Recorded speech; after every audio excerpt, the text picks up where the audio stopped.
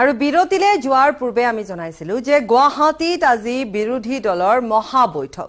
11 বিৰোধী দলে আজি একেলগে বহিব এই বৈঠকত গুৱাহাটীৰ হোটেল লিলিত আজি সন্ধিয়া বিৰোধীৰ মহা বৈঠক আছে 2024 লোকসভা নিৰ্বাচনৰ বাবে বিৰোধী শিবিৰক শক্তিশালী কৰাৰ লক্ষ্য লোৱা হৈছে বিজেপিৰ অশ্বমেধ গতি ৰোধ কৰিবলৈ এক হোৱাৰ চেষ্টা বিৰোধীৰ কংগ্ৰেছৰ নেতৃত্বত একগোট হৈছে ৰাজ্যৰ 11 বিৰোধী দল ৰিপুন বৰা অখিল গগৈ লুৰিণজ্যোতি গগৈও আছে মহাজোঁটত বৈঠকলৈ মতা নাই ৰাজ্যৰ অন্যতম বিৰোধী দল এআইইউডিএফক বিজেপি আৰু এআইইউডিএফৰ বিৰুদ্ধে একগোট হোৱাৰ চেষ্টা 11 বিৰোধী দলৰ মহাজোঁটত থাকিব কংগ্ৰেছ তৃণমূল কংগ্ৰেছ অসম জাতীয় পৰিষদ ৰাইজৰ দল Aam Aadmi Party CPIM CPIML RSD NCP আৰু আঞ্চলিক গণমৰ্চা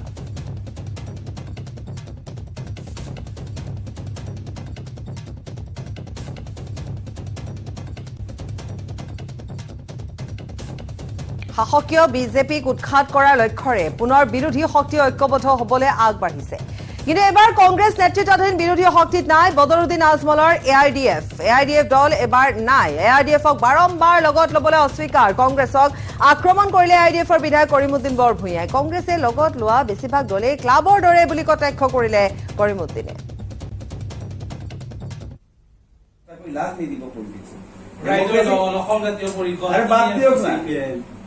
এই দুইটা নাম কৈছে দুইটাৰ প্ৰেসিডেন্টও গম পাও ৰাইজৰ দল আৰু অসম জাতীয়তা পৰিষদৰ দুইজন প্ৰেসিডেন্টৰ নাম আছে অখিল গগৈ এমএলএ আছে লুৰিণজ্যোতি গগৈ ষ্টুডেন্ট ফ্ৰণ্টৰ পৰা বাকি আটটা নাম কওকচোন একেৰাহে আপনি কওকচোন ডাঙৰীয়া বাকি আটটা নাম কিয় মুখে দিন ওলাই তৃণমূল কংগ্ৰেছ তৃণমূল কংগ্ৰেছও নাযায় তৃণমূল কংগ্ৰেছ ৰিপন বৰা এমপি আছিলে পাৰ্টি প্ৰেসিডেন্ট আছিলে বাকি ক্লাবৰ নিচাৰা আপোনালোকে এইবিলাক কথা ৰাইজৰ মাজত আনা গণতন্ত্ৰত অকল পলিটিকেল পাৰ্টি কেইটাৰ দায়িত্ব নহয় মিডিয়ারও দায়িত্ব আছে আপনালোকে সঁচা টিএমসি কথা ঠিক আছে টিএমসি রাইজর দল অসম জাতীয়তাবাদী পৰিষদ এইবিলাক ঠিক আছে কক সিপিআই যাব কক না আমার মূল কথা হল প্রথম অসম প্রদেশ কংগ্রেস কমিটি বিজেপি মুক্ত হব লাগে ফার্স্ট তার পিছত বিজেপির বিজেপির মানুষলৈ বিজেপির লগত যুঁজ দিয়া সম্ভৱ নেকি আপোনালোকে কওক না বিজেপিক উৎখাত কৰিবৰ কাৰণে মানুহে বিজেপি উৎখাত কৰিব নি সিএলপিয়ে কয় আমাৰ দলৰ সব মানুহ বিজেপি তেওঁলোকে কাক লৈ মিটিং পাতিব এইটো মোৰ কুৱেশ্যন ভূপেন বৰা ডাঙৰীয়াই কয় আমাৰ দলত সব বিজেপি তাৰপিছত কাক লৈ হেৰি কৰিব এতিয়া এইবিলাক কথা আহে আৰু এয়া আছিল প্ৰতিক্ৰিয়া ইতিমধ্যে এআইডিএফক যিহেতু মতা নাই বা এআইডিএফ যিহেতু চামিল নাই গতিকে এয়া আছিল প্ৰতিক্ৰিয়া এবাৰ আমি অন্য খবৰৰ মাজলৈ আহিছো গোৱালপাৰাৰ শিমলীটোলাত নিশা পথ দুৰ্ঘটনাত আহত হৈছে এজন লোক তীব্ৰবেগী বাইকৰ খুন্দাত আহত গেৰুৱাৰ নৱ কুমাৰ শৰ্মা নামৰ লোকজন শিমলীটোলাত এঘৰৰ পৰা ওলাই আহি নিজৰ বাইকত উঠিবলৈ লওঁতে বিপৰীত দিশৰ পৰা অহা তীব্ৰবেগী এখন বাইকে খুন্দিয়াই গুৰুতৰভাৱে আহত কৰে লোকজনক ততাতৈয়াকৈ গোৱালপাৰা অসামৰিক চিকিৎসালয়ত ভৰ্তি কৰোৱা হয় যদিও পৰিয়ালে চহৰৰ এখন ব্যক্তিগত চিকিৎসালয়ত ভৰ্তি কৰায় ইপিনে দুৰ্ঘটনা সংঘটিত কৰিয়ে দুৰ্ঘটনা সংঘটিত কৰা লোকজনেও পলায়ন কৰে নিশাৰ ভাগত এই ঘটনা সংঘটিত হৈছে আৰু এই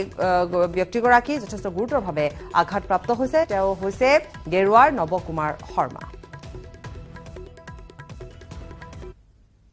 বৰবৰী বুলি ঠাইখিনি তাত দাদাই এঘৰ মানুহ গৈছিলে তেওঁলোকৰ লগত কথা বাৰ্তা পাতি কিনে ৰাস্তাত ওলাই আহি কিনে তেওঁলোক কথা পাতিয়ে আছে গাড়ী ষ্টাৰ্ট দিয়াই নাই দাদাই বাইক বিপৰীত দিশৰ পৰা খুব দ্ৰুতবেগী মানে বাইক এখন আহি কিনে দাদাই থিয় হৈ থকা মুহূৰ্তত বাইকত খুন্দা মাৰি দিছে দাদাই উফৰি পৰিল পৰাৰ পিছত পিছ মূৰত বেয়াকৈ আঘাত পাল বুকুত আঘাত পাইছে আৰু ছাল চিকুটিত বহুত গৈছে এনেকৈ ততাতৈয়াকৈ মানুহখিনিয়ে শিমলীটোলা মেডিকেলত লৈ গ'ল তাৰ পৰা গোৱালপাৰা চিভিলত তেওঁলোকে খুব সোনকালে পঠাই দিল যদিও আমি দাদাৰ কণ্ডিশ্যনটো বেয়া দেখা পাই কিনে আমি চিভিলত নি কিনে আমি চলেজত লৈ আহিলোঁ চলেজত লৈ অহাৰ পিছত আমাৰ লগত এই এক্সিডেণ্ট কৰা সেই ল'ৰাজনো আহিছিলে আমাৰ লগত মানে তেওঁলোক আৰু ইতিমধ্যে আমি যিহেতু পোনপটীয়া সম্প্ৰচাৰৰ মাজে মাজে অব্যাহত ৰাখিছো যে গুৱাহাটীত উপস্থিত হৈছে প্ৰদেশ কংগ্ৰেছৰ তত্ত্বাৱধায়ক জিতেন্দ্ৰ সিং আৰু বৰ্তমান তেওঁ ঢোল কান্ধত লৈ তেওঁ যিহেতু বিহু দলৰ সৈতে তেওঁ সহযোগিতা কৰা দেখিবলৈ পোৱা গৈছে উষ্ম আদৰণি ৰাজীৱ ভৱনত জনোৱা হৈছে জিতেন্দ্ৰ সিঙক আমি কিছু দৃশ্যাংশ পোনপটীয়া সম্প্ৰচাৰ দেখুৱাইছো এয়া নাচনি আৰু ঢুলীয়াৰ মাজত জিতেন্দ্ৰ সিং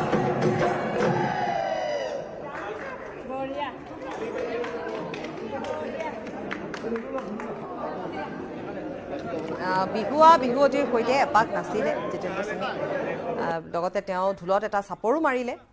এয়া লুৰিণজ্যোতি গগৈকো দেখিবলৈ পোৱা গৈছে আৰু প্ৰত্যেকগৰাকী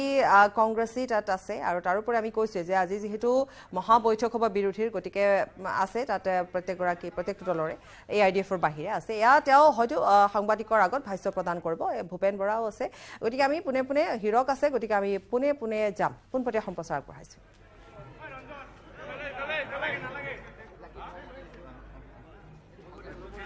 कितने महत्व रखते हैं ये बैठक क्या ये बैठक कितना महत्व रखते हैं लोकसभा देखिए सबसे पहले तो मैं व्यक्तिगत रूप से हमारे सभी मीडिया साथियों को आपकी जो दर्शक हैं उन सबों को बीओ की बहुत बहुत बहुत बहुत बधाई देना चाहता हूं श्री भूपेन बोरा जी का मैं खास तौर से धन्यवाद देता हूं कि आज इस बहुत खुशी का अवसर पर आज बिहू का कार्यक्रम यहाँ प्रदेश कांग्रेस कमेटी राजीव भवन में उन्होंने रखा है उसके लिए मैं बहुत बहुत उनको धन्यवाद देता हूँ आज बहुत खुशी का माहौल है पूरे प्रदेश के अंदर और हम सब यही दुआ करते हैं कि ये खुशी का माहौल चलता रहे शांति रहे और बिहू को सब लोग पूरे प्रदेश के अंदर बहुत खुशी से मनाएं विश्व दरबार में प्रतिष्ठित हुआ बिहू इस बार प्रधानमंत्री जी भी आए काफी लोग के साथ एक गिनीज बुक में रिकॉर्ड हुए बिहू इस तरीके आप क्या टिप्पणी करना चाहते हैं किसके लिए गिनीज बुक में रिकॉर्ड हुआ है बिहू के लिए देखिए प्रधानमंत्री जी भी आए मैं तो ये कहना चाहूंगा कि जो बिहू है ये सभी हमारे जो आसाम के लोग हैं असमिया हैं उनके लिए एक बहुत पुरानी संस्कृति उनकी जो आइडेंटिटी है जो उनकी पहचान है आसाम की वो बिहू है और बिहू के ही एक तरह से जो हम पूरा सेलिब्रेट करते हैं उसको हम मनाते हैं उसी के आशीर्वाद से यहाँ खुशहाली रहती है यहाँ के लोग जनजीवन जो करते हैं उनके ही आशीर्वाद से ये कार्य होता है गिनीज बुक में रिकॉर्ड हुआ है देखिए जहाँ तक गिनीज बुक की बात है ये एक बहुत बड़ा एहसान बिहू के लिए और आसाम के लिए लोगों के लिए नहीं है क्योंकि ये तो आपका खुद का कल्चर है और इतने सालों से मना रहे हैं ये Guinness book of world record में आया है वो उनने एक रिकग्निशन करा है एक पहचान करी है आसाम के लोगों के लिए बहुत ही खुशी की बात अंकिता दत्त का बारे में आप क्या कहेगा वो बोला है कांग्रेस ने एक्सप्लेन किया है देखिए उसमें कांग्रेस के लिए ही काम कर रहा है इसे बोला है देखिए मैं इस मौके के ऊपर क्योंकि मैटर सब जुडिस है और इस मामले के ऊपर मेरा बोलना ठीक नहीं रहेगा क्योंकि न्यायपालिका के अंदर ये मामला चल रहा है तो इसलिए मैं इसके ऊपर बयान नहीं देना चाहूंगा लेकिन जरूर आपसे मैं वादा करता हूं कि जब ये न्यायपालिका से मामला समाप्त हो जाएगा इसके कोर्ट के अंदर जो मामला चला है वो समाप्त हो जाएगा सबसे पहले मैं आके इस पूरे प्रकरण के ऊपर मैं आपको विस्तृत जानकारी भी दूंगा और बयान भी दूंगा working president Rana Goswami against भी बीजेपी ने कल 4 FIR दाखिल किया है देखिए मैं तो इस मामले में यही कहना चाहूंगा कि वो एक राणा गोस्वामी जी एक दूसरे भारतीय जनता पार्टी के एक लीडर को कोर्ट कर रहे थे तो ये तो इनका एक तरह से जो आसाम पुलिस है इसका धंधा बन चुका है आसाम सरकार का धंधा बन चुका है कि कोई मामला होता है और जो भी इनके पास आसाम पुलिस के जो सारे लोग हैं वो सिर्फ ऑपोजिशन पार्टियों के ऊपर वो काम करती है आज रेप का मामला कितना सीरियस मामला अभी हाल में कुछ दिन पहले हुआ उसके ऊपर कोई कार्रवाई नहीं हो रही है जो यहाँ के लोग इतने सारे हत्या करके भाग गए हैं दूसरे प्रदेशों के अंदर भाग गए हैं उनके ऊपर कोई कार्रवाई नहीं होती है लेकिन ऑपोजिशन के विपक्षी पार्टी का नेता के लिए कभी गुजरात पुलिस पहुंच जाती है कभी दिल्ली एयरपोर्ट पर रोक लेते हैं कभी बेंगलोर पहुंच जाती है कभी कर्नाटक पहुंच जाती है दूसरे प्रदेशों में पहुंच जाती है मैं तो सरकार को एक सलाह देना चाहूंगा कि आसाम पुलिस इतनी ज्यादा ओवर एक्टिव रहती है और सिर्फ ऑपोजिशन पार्टी के लिए रहती है तो इनको अपनी अपनी शाखा इनके यूनिट्स हर प्रदेश हेडक्वार्टर के ऊपर खोल देने चाहिए जयपुर में भी खोलना चाहिए जम्मू कश्मीर में भी खोलना चाहिए तेलंगाना में भी तमिलनाडु के अंदर भी मध्य प्रदेश के अंदर भी इनका एक यूनिट इनको खोल लेना चाहिए क्योंकि इनको टेलीफोन होता है और सीधे ये पहुंच जाते हैं इतनी ओवर एक्टिव है इसका मुझे बहुत खुशी है AIDF ने बहुत दुख प्रकट कर रहा है कि उन्होंने नहीं बुलाया AIDF को बुलाया नहीं देखिए तो मैं तो ये कहना चाहूँगा, अब वो दुख हो रहे हैं कह रहे हैं, लेकिन हम तो खुश हैं, मैं तो ये कह सकता हूँ। लेकिन ये फैसला माननीय कांग्रेस अध्यक्ष ने, अखिल भारतीय कांग्रेस कमेटी ने लगभग 1.5 साल पहले ही ये फैसला ले लिया था कि AIUDF के और कांग्रेस के बीच में कोई रिश्ता नहीं है। इसलिए जिनसे हमारा गठबंधन नहीं होगा, जिसके बारे में हम सोच नहीं सकते गठबंधन के लिए, उनको हम क्यों बुलाएं। लोकसभा चुनाव में कांग्रेस कितना सीट मिलेगी? देखिए मैं देखिए भविष्यवाणी इस तरह की तो कर नहीं सकता हूँ, लेकिन मैं ये जरूर कह सकता हूँ कि आज शाम को हमारी ऑल पार्टी मीटिंग भी है, उसके अंदर हम सब बैठकर डिस्कशन करेंगे और उसके साथ साथ यहाँ के साथ साथ पूरे देश के अंदर एक डिस्कशन शुरुआत हो रही है। उसके बाद में मैं सारी बाइट आपको दूंगा, लेकिन ये ज़रूर है कि आज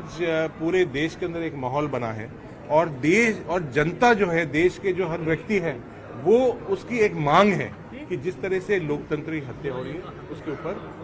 सबको एक होना। लास्ट क्वेश्चन, मतलब AIDF ने बोला है AIDF के साथ अलायंस नहीं होगा तो कांग्रेस 0 सीट मिलेगा लोकसभा चुनाव में। देखिए ये इसका सवाल तो है ना, उनसे ही पूछिए, जवाब भी वही देंगे। मैं तो ये कह सकता हूँ कि AIUDF से कांग्रेस पार्टी का कोई लेना देना नहीं है। वो क्या बोलते हैं नहीं बोलते हैं उससे हमें कोई मतलब नहीं है।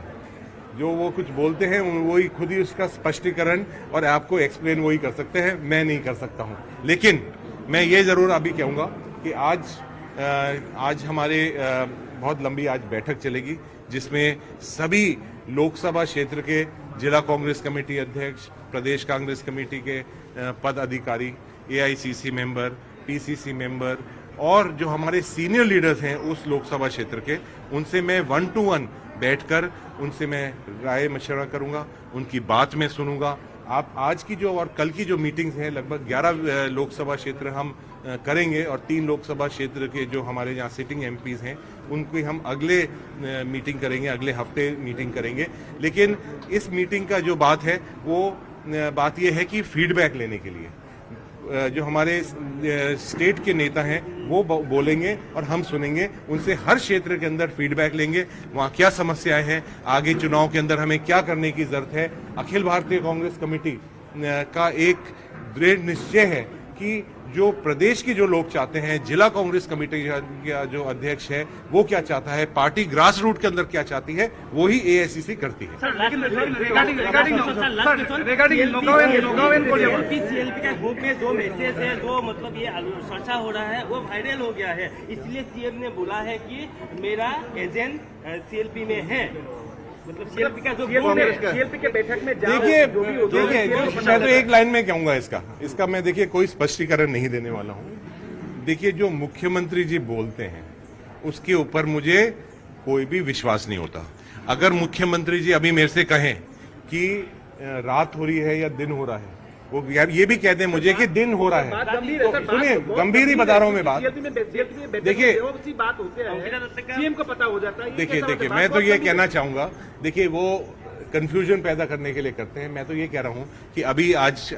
लगभग 11:30 बज रहे हैं दिन के। अगर वो मेरे से कहते हैं कि दिन है तो मैं भरोसा नहीं होगा, मैं बाहर जाऊंगा। एक मिनट, या तो मुझे बोलने दीजिए, या तो देखिए आप ही जवाब दे रहे हैं तो आप बोल लीजिए। तो मैं ये कह रहा हूं कि वो कुछ भी बोलते हैं तो उसका मैं जाके बाहर देखूंगा कि दिन हो रहा है या रात हो रहा है। इसलिए उनकी बातों के ऊपर ना तो आसाम की जनता को विश्वास करना चाहिए और ना मैं उनकी बातों पर कोई विश्वास करता हूं। वो कोई भी जो बयान देते हैं वो एक कंफ्यूजन पैदा करने के लिए देते हैं और झूठे बयान देते हैं। लेकिन वो मैसेज वायरल हो गया है। वायरल तो वो अलग करते हैं।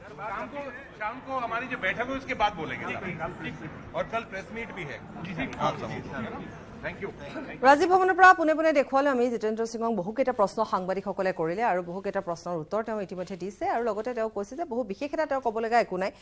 বিশেষভাৱে মুখ্যমন্ত্ৰীয়ে যিবোৰ কথা কৈ থাকে বা যিবোৰ মন্তব্য কৰে তাৰ ওপৰত তেওঁৰ কোনো বিশ্বাস নাই। আৰু যেহেতু আজি মহা বৈঠক আছে, গতিকে বৈঠকৰ অন্তত তেওঁ সংবাদ মাধ্যমক সম্বোধন কৰিব পাৰে, কিন্তু আজি তেওঁ কিছু মন্তব্য কৰিব কিন্তু কাইলৈ তেওঁ সংবাদমেল সম্বোধন কৰিব আৰু বিশেষভাৱে অংকিতা দত্ত সন্দৰ্ভতো তেওঁ যিখিনি মন্তব্য কৰিলে সেয়া ইতিমধ্যে আমি কৈছোৱে আৰু লগতে তেওঁ বিশেষভাৱে কৈছে যে তেওঁ কোনো বাহিৰা ধৰণৰ বা কোনো ধৰণৰ কথাৰ ওপৰত তেওঁ আচলতে এই মুহূৰ্তত মন্তব্য তেওঁ কৰিব নিবিচাৰে ARDFৰ প্ৰসংগটো তেওঁ ইতিমধ্যে কৈছে যে এয়া আজিৰ কথা নহয় আজিৰ সিদ্ধান্ত নহয় এয়া 1.5 বছৰৰ আগৰ সিদ্ধান্ত আছিলে গতিকে 1.5 বছৰৰ আগৰ সিদ্ধান্ত আছিলে সেই কথা তেওঁ ইতিমধ্যে কৈছে আৰু লগতে আমি ইতিমধ্যে কৈছোৱে যে যিকেইটা বিষয় আছিলে जितने भी सदस्य और हैं, वो आएंगे उनकी सहमति से उनसे पूछने के बाद मैं जवाब दे सकता हूँ। अंकिता दत्त का मामला काफी अनसल मचा हुआ है, क्या कहेंगे? इसके लिए तो देखिए मैंने पहले भी मैं कह चुका हूँ कि देखिए जो सब्जुडिस मैटर है जो कोर्ट के अंदर चल रहा है न्यायालय में चल रहा है उसके बारे में मुझे या कोई भी व्यक्ति को अधिकार नहीं है उसके बारे में बोलने के लिए क्योंकि हम सब न्यायपालिका के ऊपर बहुत विश्वास करते हैं और ये एक तरह से ठीक नहीं होगा बोलना। थैंक यू चले हम অংকিতা দত্তৰ সন্দৰ্ভতো ইতিমধ্যে তেওঁ উল্লেখ কৰিলে অংকিতা দত্তৰ সন্দৰ্ভত তেওঁ ইতিমধ্যে কৈছে যে এয়া এটা যেহেতু সাবজুডিস মেটাৰ হয় গতিকে ন্যায়পালিকাৰ ওপৰত তেওঁৰ বিশ্বাস আছে গতিকে সম্পূৰ্ণ ব্যৱস্থাটো যেহেতু এটা আইনী প্ৰক্ৰিয়াৰে আৰম্ভ হৈছে গতিকে সেইবাবে তেওঁ কোনো ধৰণৰ মন্তব্য অংকিতা দত্তৰ ওপৰত তেওঁ ক'ব নাই বিচাৰে অৰ্থাৎ এক প্ৰকাৰ তেওঁ দায়খৰা মন্তব্য কৰিছে আমি যেহেতু আগবঢ়ালোৱে সেইখিনি কথা আৰু তাৰোপৰি তেওঁ আনহাতে এই কথাখিনি উল্লেখ কৰিছে যে শ্ৰীনিবাস বিভি গ্ৰেপ্তাৰৰ প্ৰসংগত তেওঁ কৈছে যে এইটো অসম আৰক্ষী এতিয়া এটা ধান্দা হৈ পৰিছে অসম আৰক্ষী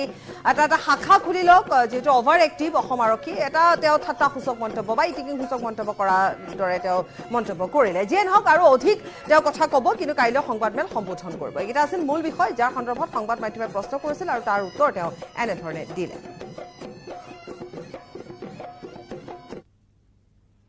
আৰু খবৰ আছে সময় বিৰতি কেৱল ষ্ট্ৰং নহয় মাইথান ষ্ট্ৰং মাইথান ষ্টিল নিৰ্মাণৰ মানদণ্ড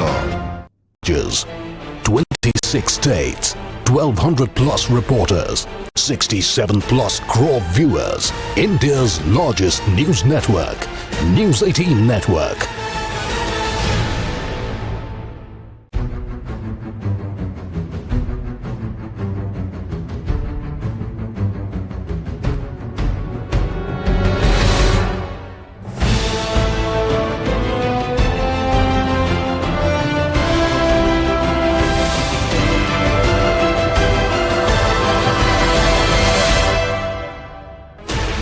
Sixteen channels, 15 languages, 26 states, 1,200 plus reporters, 67 plus crore viewers. India's largest news network, News 18 Network.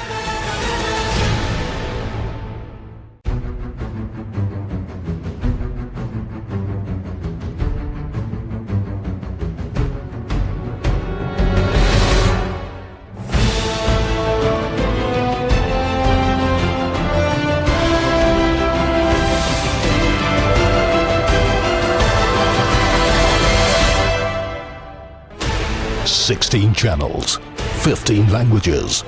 26 states, 1,200 plus reporters, 67 plus crore viewers. India's largest news network,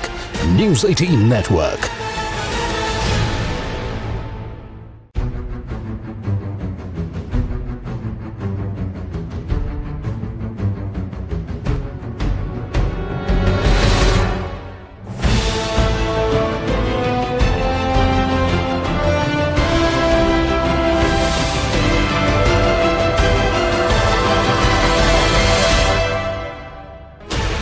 Sixteen channels, 15 languages, 26 states, 1,200 plus reporters, 67 plus crore viewers. India's largest news network, News 18 Network.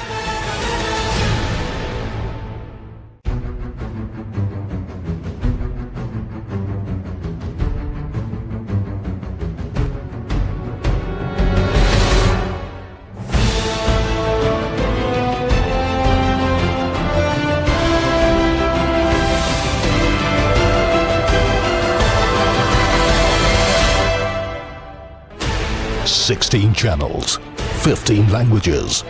26 states, 1,200 plus reporters, 67 plus crore viewers. India's largest news network, News 18 Network.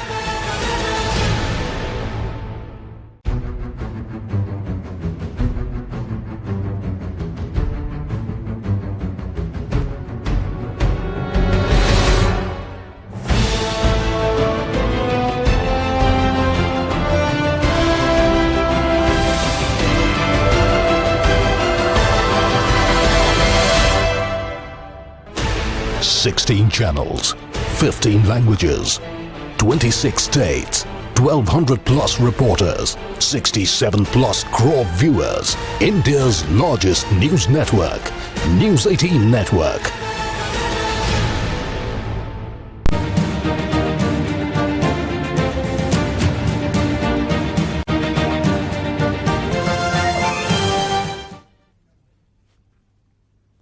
বঙাইগাঁৱত IPL জুৱাৰী বিৰোধী অভিযান আৰক্ষীৰ অভিযানত আটক 4 জুৱাৰী ধৃত জুৱাৰী কেইটা হৈছে শুভাংকৰ ঘোষ গোবিন্দ দেৱনাথ শ্ৰীদাম ঘোষ আৰু সঞ্জয় দাস এক গোপন খবৰৰ ভিত্তিত আৰক্ষীয়ে জুৱাৰী কেইটাক আটক কৰাৰ লগতে 4টা মোবাইল ফোনো জব্দ কৰিবলৈ সক্ষম হয় বিশেষ মোবাইল এপৰ জৰিয়তে চলাই আছিল IPL জুৱা সম্প্ৰতি আটকাধীন সকলক জেৰা অব্যাহত ৰাখিছে বঙাইগাঁও সদৰ থানাত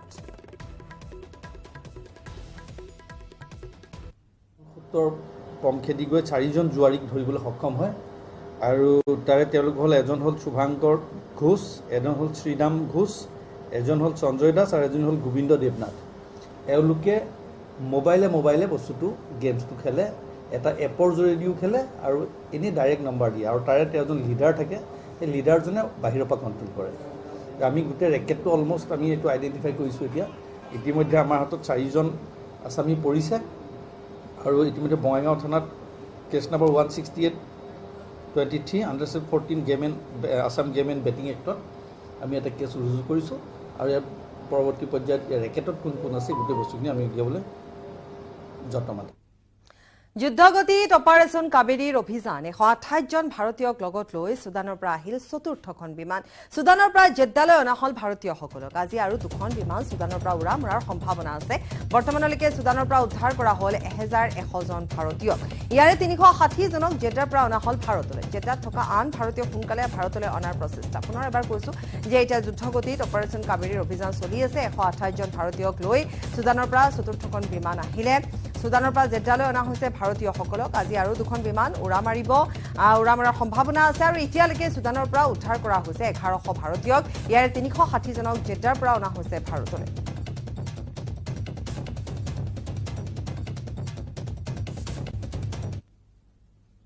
এগৰাকী শিক্ষকৰ কৰ্মৰাজিৰ বাবে এখন গাঁৱৰ ৰাইজে বদলিৰ নিৰ্দেশ অহাৰ পিছতো এৰিব বিচৰা নাই শিক্ষকগৰাকীক শিক্ষাগুৰুৰ প্ৰতি থকা আত্মবিশ্বাসৰ বাবে নিৰ্দেশ ৰদ কৰিবলৈ বিভাগীয় কৰ্তৃপক্ষ আৰু মুখ্যমন্ত্ৰীক তথা শিক্ষামন্ত্ৰীক আবেদন জনাইছে ৰহাৰ ৰামজাং আটি গাঁওবাসীয়ে ৰামজাং আটি প্ৰাথমিক বিদ্যালয় শিক্ষক মানস কুমাৰ পাটৰে যোগদান কৰাৰ পিছৰে পৰা বিদ্যালয়খনে বিগত 4টা বছৰে গুণোৎসৱত লাভ কৰি আহিছে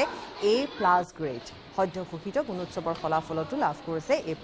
পিছে বিদ্যালয়ৰ ফলাফলৰ আনন্দৰ মাজতে বিদ্যালয়খনলৈ আহিল শিক্ষক মানস কুমাৰ পাটৰৰ বদলীকৰণৰ নিৰ্দেশ বদলিৰ নিৰ্দেশ অহাৰ পিছতে এতিয়া স্থানীয় ৰাইজ জাঙুৰ খাই উঠিছে কোনো কাৰণতে ৰামজাং আটি প্ৰাথমিক বিদ্যালয়ৰ পৰা যাবলৈ নিদিয়ে শিক্ষকগৰাকীক স্থানীয় ৰাইজে জানিবলৈ দিয়া অনুসৰি মানস কুমাৰ পাটৰে বিদ্যালয়ত যোগদান কৰাৰ পিছৰে পৰা যথেষ্ট উন্নত হৈ পৰিছে বিদ্যালয়ৰ শিক্ষা ব্যৱস্থা